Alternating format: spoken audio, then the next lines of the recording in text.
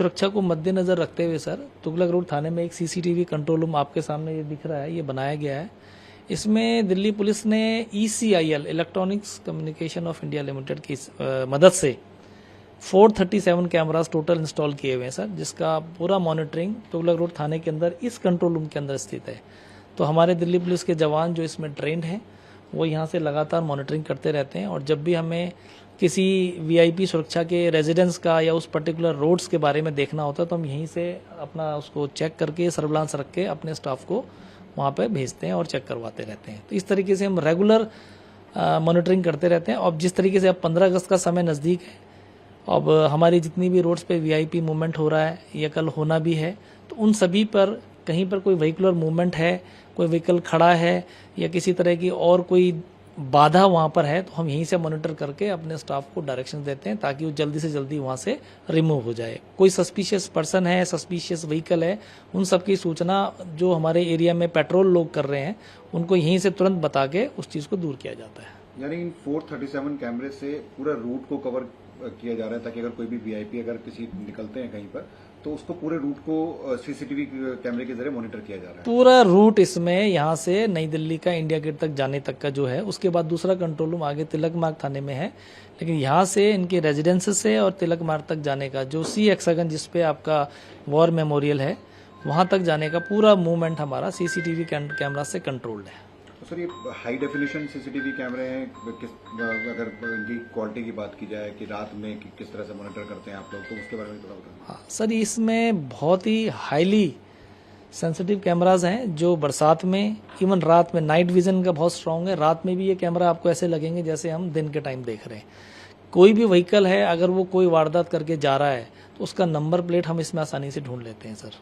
उसके अंदर बैठे हुए लोग तक नजर आते हैं, जो ड्राइव कर रहे हैं फ्रंट सीट पे हैं वो इसमें नजर आ जाते हैं।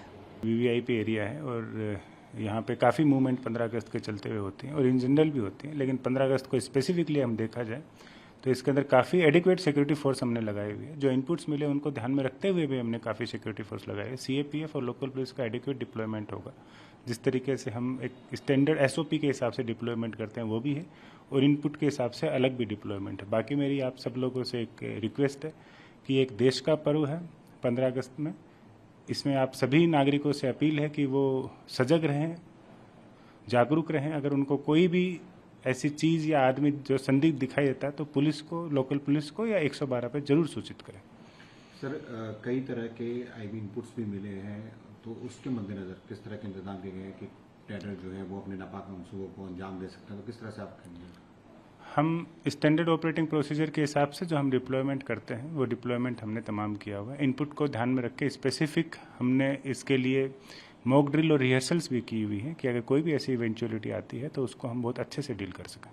सर एरिया में अलग अलग CCTV मॉनिटरिंग कंट्रोल रूम भी बनाए गए हैं, तो किस तरह के मॉनिटरिंग की जा रही है, कैसे कैमरेज लगाए गए हैं, उसके बारे में अगर आप थोड़ा। इनके ऊपर एक मैंने आपको बताया कि एक स्टैंडर्ड ऑपरेटिंग प्रोसीजर होता है जिसके तहत हम तमाम चीज़ों को एक्टिवेट करते हैं, देखते हैं, हर तरीके के डिप्लॉयमेंट को, मॉनिटरिंग को किया जाता है। उसी हिसाब से ही हम CCTV कैमरा हो, चाहे हमारी रूफटॉप हो, चाहे मोर्चा मचान हो, चाहे पेट्रोलिंग हो, सभी को उस प्रोसीजर के हिसाब से ब्रीफिंग और पेट्रोलिंग की जाती है।